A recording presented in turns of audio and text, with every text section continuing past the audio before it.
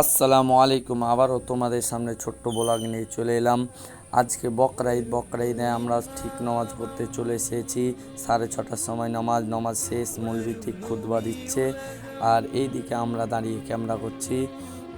Camera করতে করতে আমরা এখান থেকে বের হয়ে চলে গেলাম বাড়ির দিকে, রওনা দিচ্ছি। মাঠে হাঁটছি, অনেক সুন্দর লাগছে বন্ধুদের সাথে হাঁটতে হাঁটতে। আর তোমাকে কি বলবো, মাঠে হাঁটতে এত ভালো লাগছে ঈদের নামাজ পড়ে। আর এইবার এইবার কুরবানিতে অনেক লোক হয়েছে, দেখতে পাচ্ছ 10 লাইন। আর আমাকে আকাশের ভিউগুলো এত সুন্দর লেগেছে, আমি বেশি করে আকাশের ভিউগুলো নিয়েছি।